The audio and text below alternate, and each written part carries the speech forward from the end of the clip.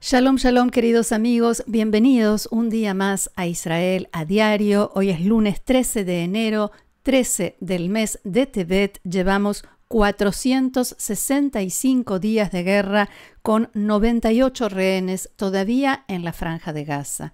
En primer lugar, voy a pedirles disculpas porque mi voz no es la de siempre. Estoy resfriada, engripada, quizás tenga que tomar agua en medio del informe, pero vamos a hacer lo mejor posible. Y Shavua Tov, una excelente semana para todos. Una semana que comienza, el día de hoy por lo menos comenzó con un dron lanzado desde Yemen que fue interceptado, neutralizado cerca de la frontera en el kibutz Gvulot, y comienza con esperanzas de que se logre un acuerdo justamente para liberar a los 98 rehenes. En la mañana de hoy, cerca del mediodía, se informó que algunas fuentes involucradas en las negociaciones dicen que hay avances, que la tendencia, el rumbo es positivo, pero que en definitiva todo depende de la última respuesta de Hamás. Al mismo tiempo, tanta esperanza hay como miedo a que otra vez las cosas no lleguen a buen término, no se hagan realidad, miedo a la decepción, al golpe tremendo que sufren las familias, sobre todo, cada vez que nos dicen estamos más cerca que nunca antes, pero el acuerdo y la liberación de los rehenes no se concreta. Solo nos queda aferrarnos, sobre todo, insisto, a las familias, a las posibilidades de que esta vez sí se haga realidad. Por ejemplo, la agencia de noticias Reuters informó en las últimas horas, citando fuentes de alto rango, que tanto Israel como Hamás ya habían recibido el borrador final, la última copia de la propuesta, pero en Jerusalén negaron, desmintieron que esto fuese real. También citan otra fuente según la cual 33 rehenes serían liberados en la primera etapa y se están haciendo grandes esfuerzos, decían estas mismas fuentes, para maximizar la cantidad de rehenes que sean liberados en cada una de las etapas hasta llegar a todos. Mientras tanto, vamos a comenzar con una noticia que no está en los diarios de hoy. El ejército israelí informó,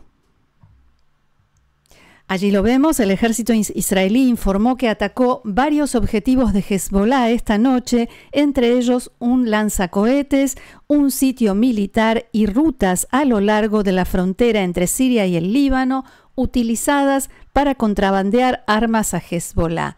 El informe de Tzahal indica que antes de los ataques, el ejército israelí comunicó sobre estas transgresiones del cese de fuego al mecanismo internacional establecido como parte del acuerdo que rige entre Israel y Hezbollah, pero que este comité, que es el mecanismo del que hablaba, comité internacional presidido por Estados Unidos, el comité no hizo nada respecto de estas amenazas y las amenazas, dice el ejército, no fueron atendidas. Supuestamente este comité debe encargarse de poner en su lugar las cosas después de cada denuncia de cada una de las partes, pero en este caso, como decía, no lo hizo. Y en Galei Tzahal, la radio del ejército de Israel, allí vemos más imágenes de los ataques de Israel durante la noche y hubo también esta mañana, como decía. En Galei Tzahal, la radio del ejército, explicaron esta mañana que el ejército libanés sí está actuando para hacer cumplir el cese de fuego e incluso en algunos lugares, en algunas localidades, Hezbollah ya no está, pero no lo suficiente, no todo lo que establece el acuerdo. Y es allí donde el ejército de Israel primero avisa y después actúa.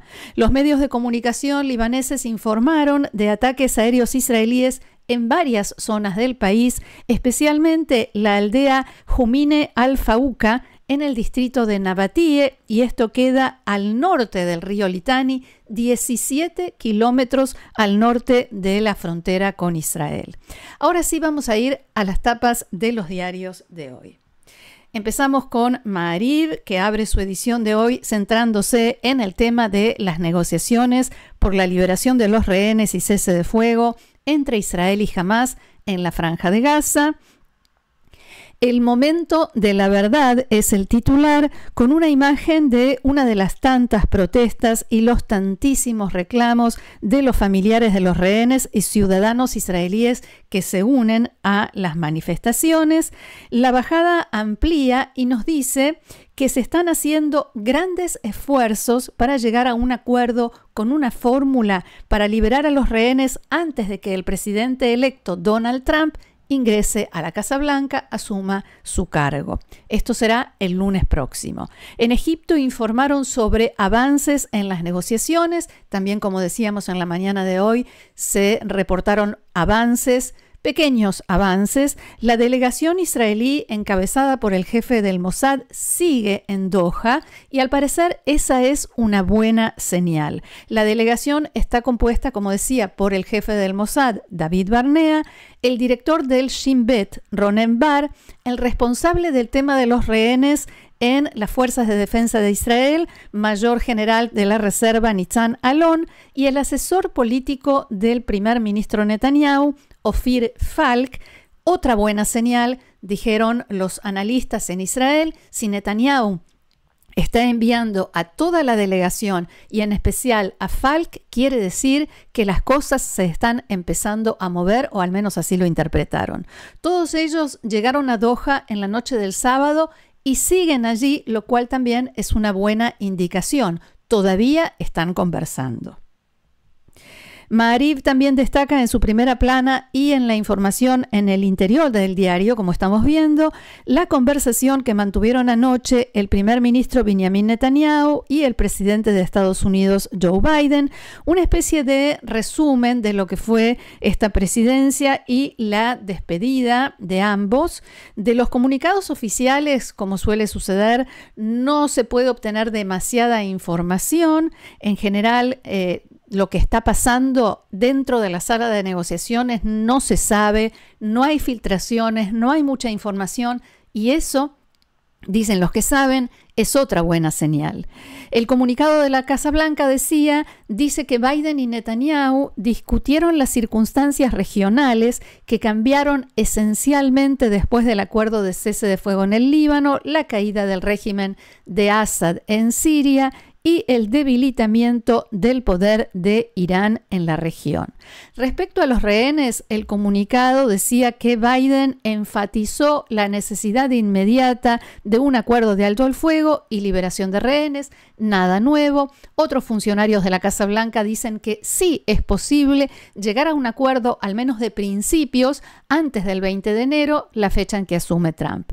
Varios medios citan hoy a diplomáticos árabes familiarizados con las conversaciones, según los cuales el alto el fuego que los mediadores de Estados Unidos, Qatar y Egipto están tratando de promover es un acuerdo en 3 etapas.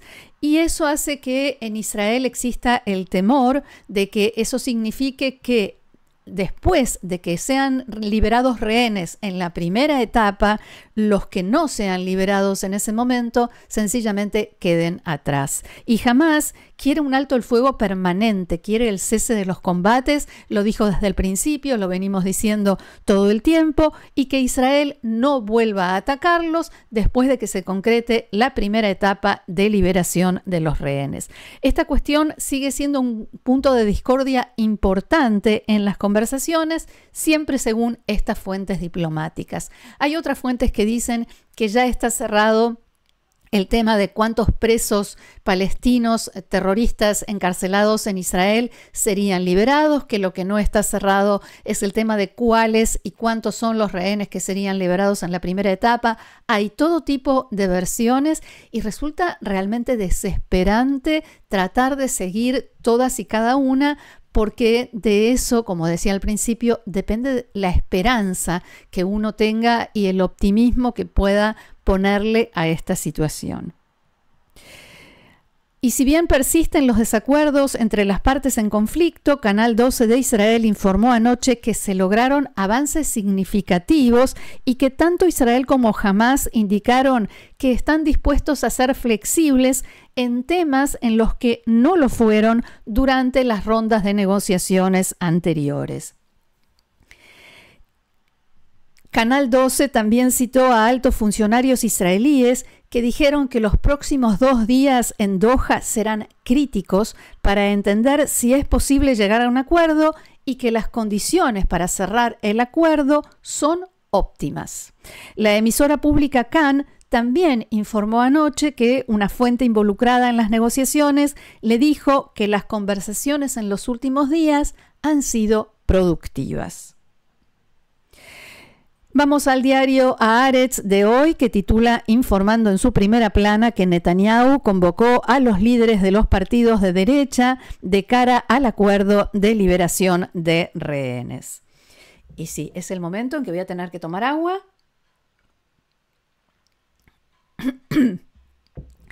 El primer ministro habló ayer varias veces con los ministros del ala de extrema derecha de su gobierno, el de Finanzas, Bezalel Smotrich, y el de Seguridad Pública, Itamar Ben-Gvir, y ambos expresaron en más de una ocasión, todo el tiempo, diría yo, en estos últimos 15 meses, que se oponen a todos los acuerdos que se negociaron hasta ahora. También se opusieron al único acuerdo que sí llegó a buen puerto, y amenazaron con abandonar el gobierno si se firma algo con Hamás.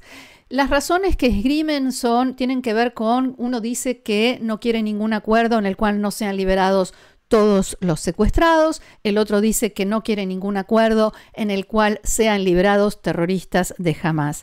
Una fuente citada por el medio israelí Walla dijo que el primer ministro cree que hay una gran posibilidad de que Ben-Gvir renuncie si hay un acuerdo, y por eso estuvo tratando de convencer a Smotrich de que como máximo vote en contra del acuerdo, porque de todos modos le alcanzan los votos para que sea aprobado, pero que no se retire del gobierno. De todas maneras, decían hoy en Galei Tzahal, y lo dicen algunos cronistas políticos, que en la oficina del primer ministro Netanyahu dijeron que están seguros de que Smotrich no se va a ir del gobierno, no se va a ir a ninguna parte porque no tiene a dónde ir. En las encuestas de intención de voto no pasa el umbral electoral casi en ninguna encuesta, y dijeron una frase que repiten los cronistas, que incluso si Netanyahu entrega la ciudad de Metula, Smotrich no lo va a abandonar. Esto se dice en los corrillos políticos. Y de acuerdo con este informe, que coincide con el de otros medios, el informe de Walla, que coincide con otros medios, Netanyahu les advirtió tanto a Smotrich como a Ben-Gvir que al oponerse a un acuerdo comenzarían con el pie izquierdo con la administración Trump, y de lo contrario, si empiezan bien, abro comillas, podrán hacer grandes cosas durante la administración Trump. Cambiamos de tema. Malas noticias nuevamente, porque ayer se llevaron a cabo en Israel 4 funerales de soldados caídos en combate el sábado en el norte de la Franja de Gaza. En este mismo incidente, otros 6 soldados resultaron heridos, 2 de ellos de gravedad. Los soldados muertos son el sargento mayor de la reserva Alexander Fedorenko, de 37 años de edad, de Bat Yam; sargento Danila Diakov, de Ma'ale Adumim, 21 años de edad; sargento Yav Maayan, de 19 años, de Modín; y el sargento Eliab Azuker, de 19 años, de la ciudad de Ashdod. Según una investigación inicial de las Fuerzas de Defensa de Israel, los soldados que operaban en Beit Hanun, en el norte de la Franja de Gaza, fueron alcanzados por un artefacto explosivo detonado al paso del vehículo en el que se desplazaban, y los terroristas que detonaron el explosivo también les dispararon.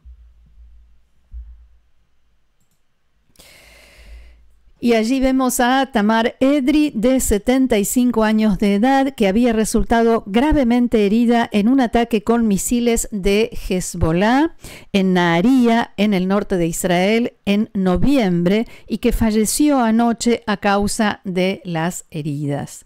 Tamar Edri resultó herida el 25 de noviembre cuando un cohete alcanzó su casa en la ciudad de Nahariya, en la calle Jabotinsky, un día antes de que entrara en vigor el cese de fuego entre Israel y Hezbollah. Otro civil y un soldado también resultaron gravemente heridos en los bombardeos de Hezbollah ese día, mientras que decenas de personas más sufrieron heridas leves.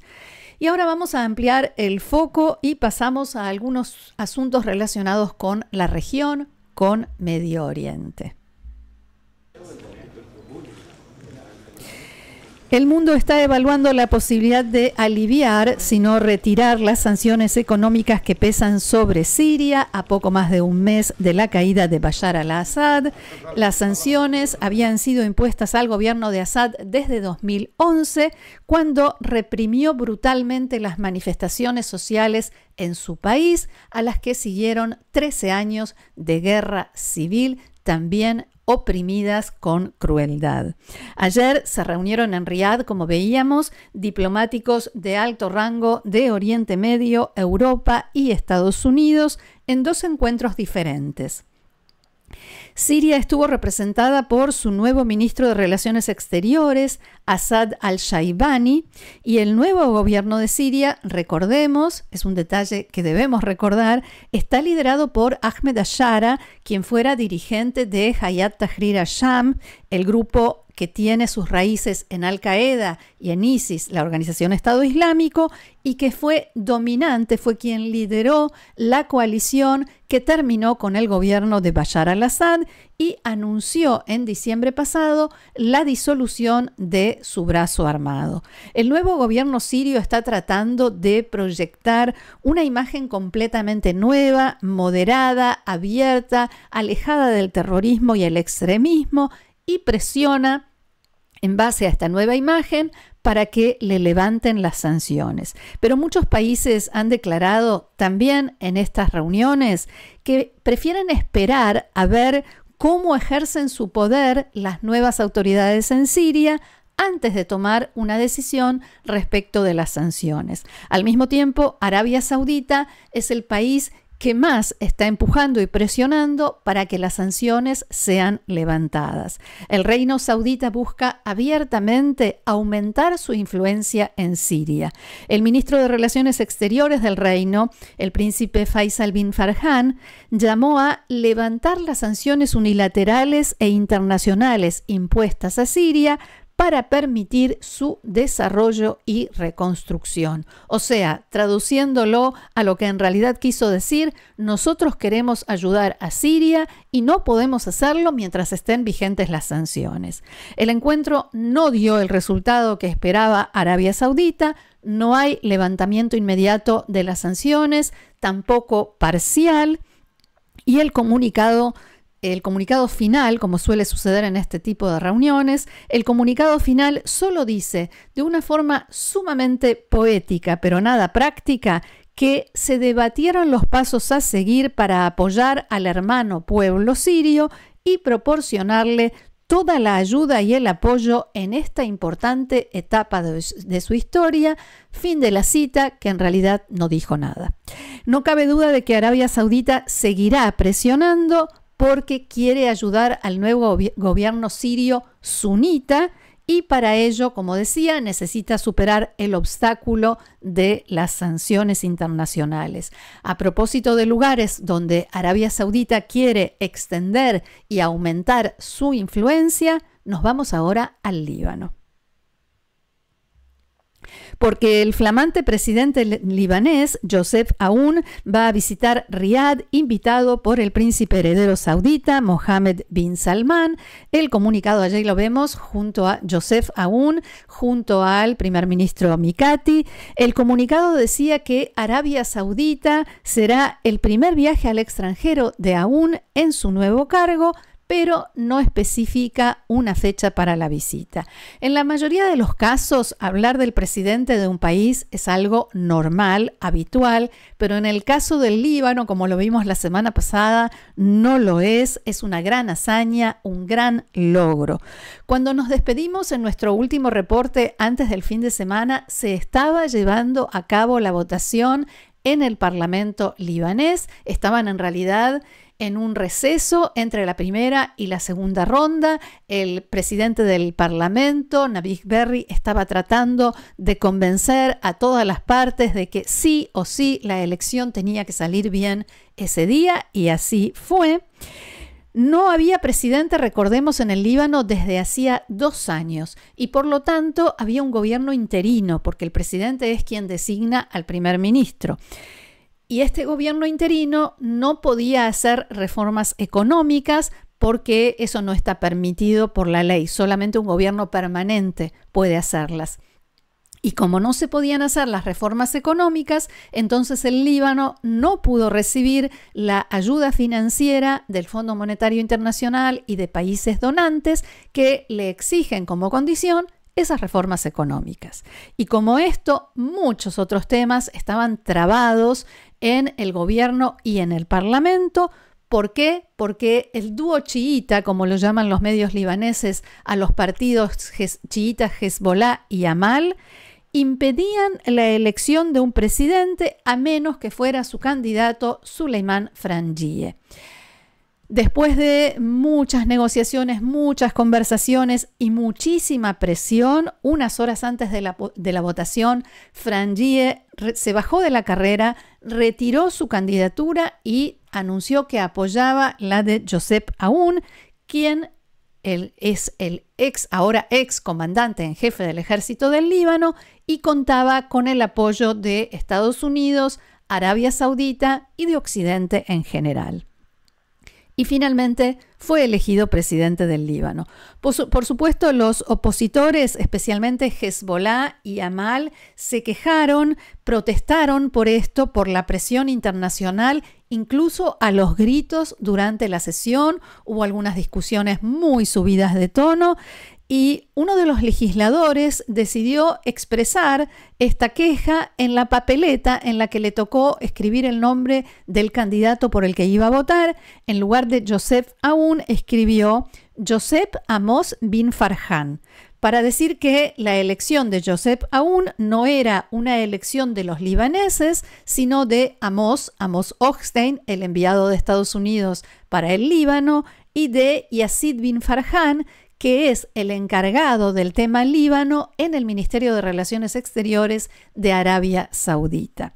Más allá de las quejas, Joseph Aoun fue elegido, asumió el cargo de inmediato y ya en su primer discurso, en el discurso inaugural, hizo hincapié en que solo las fuerzas de seguridad del Estado, o sea, el ejército libanés, son y deben ser responsables de la seguridad del país y del cumplimiento de la ley. O sea, sin decirlo con nombre y apellido, o sea, sin mencionar a Hezbollah, el flamante presidente dijo: Hezbollah ya no podrá tener su propio ejército, el único ejército válido en el Líbano es el ejército oficial libanés. Ese parece ser el mayor desafío al que se enfrenta el nuevo presidente, el desarme de Hezbollah. Allí lo vemos. El desarme de Hezbollah junto con reforzar al ejército libanés y mejorarlo, porque el desarme de Hezbollah es algo que ya se ha intentado y muchas veces en el pasado. Joseph Aoun va a tener que reforzar al ejército del Líbano, que es un ejército pequeño y pobre, no solamente para que pueda ser el único ejército válido en el Líbano, sino también, desde nuestro punto de vista, lo más importante, para que mantenga el cese de fuego con Israel y haga que Hezbollah cumpla el compromiso que asumió en el acuerdo de cese de fuego de retirarse más al norte del río Litani. Y Joseph Aoun es quien tiene la llave para poder lograr esto a través del ejército. Aún es un funcionario libanés que tiene buen nombre, alejado de todas las acusaciones de corrupción que inundan el país, una impecable y exitosa carrera militar, tiene apoyo internacional, como dijimos, apoyo popular también. La gente salió a festejar incluso con fuegos artificiales cuando se supo que se había elegido un presidente, porque ya están hartos, más allá de quién les guste como candidato, ya estaban hartos de esta situación de que todo es provisorio, el gobierno, las decisiones y que nada se puede terminar de resolver. Joseph Aoun, como decía, tiene todo eso, pero no tiene una base propia de votantes, un partido político, ni viene de una de las familias tradicionales y millonarias de la política libanesa, como por ejemplo sí lo era Saad Hariri en su momento, que fue primer ministro. Joseph Aoun no tiene nada de todo eso y eso se interpreta como una desventaja, pero también como una ventaja. Quizás también por eso la gente lo quiere, porque los libaneses están hartos, y eso se puede ver en muchas publicaciones y sobre todo en redes sociales, están hartos del gobierno de los apellidos, como ellos suelen decir, que son las mismas familias que gobiernan el Líbano desde hace muchos años y lo llevaron al desastre. El otro gran desafío que debe enfrentar Joseph Aoun es el de la reconstrucción del país después de esta guerra a la que Hezbollah los arrastró por esa solidaridad con Hamas a partir del 8 de octubre. Los daños a la infraestructura se estiman en $13.000 millones y eso hay que sumarle miles de viviendas destruidas, la cantidad de horas de trabajo, días de trabajo que la gente perdió, el daño, por supuesto, la cantidad de muertos, la cantidad de heridos, el daño emocional también. Y según la Constitución, las decisiones importantes, como por ejemplo un acuerdo de paz o una declaración de guerra, requieren la aprobación del gobierno en pleno. Por eso, otro desafío que enfrenta Joseph Aoun al elegir quién va a ser el próximo primer ministro es cómo se va a conformar este gobierno para que Hezbollah y Amal no vuelvan a tener una mayoría o casi mayoría y no puedan seguir bloqueando las decisiones. Más allá de todo esto, los medios libaneses, y no solo los libaneses, también los internacionales, todos coinciden en que la elección de Joseph Aoun como presidente y la elección en general, el hecho de que se haya podido elegir un presidente para el Líbano, no habría sido posible sin la tremenda presión internacional que hubo antes de la votación y sobre todo sin el debilitamiento de Hezbollah, que sufrió durísimos golpes por parte de Israel durante la guerra y quedó en una muy mala situación, tanto militar como política a nivel interno en el país. Y todo esto debilitó también la presencia y la influencia, el poder de Irán dentro del Líbano. Irán que, como sabemos, también perdió a Bashar al-Assad en Siria. En ese vacío de poder que dejó o que está dejando Irán, quiere entrar ahora Arabia Saudita. No sabemos qué y cuánto logrará hacer. Lo que sí está claro es que tiene el dinero necesario para hacerse cargo de al menos buena parte de la reconstrucción y la ayuda que necesita el Líbano, que tiene la influencia y el poder para recaudar mucho más y para que los libaneses dejen de depender del dinero de Irán como les sucedía hasta ahora. Hasta aquí nuestro encuentro de hoy. Muchísimas gracias por haberlo compartido con nosotros una vez más. Los invito, como siempre, a unirse al canal, a sumarse, a seguirnos, a compartirlo y a sumarse a nuestro grupo de miembros del canal haciendo clic en unirse aquí debajo de este video. Nuevamente gracias. Los espero mañana aquí en Israel a Diario. Que tengamos buenas noticias. Shalom.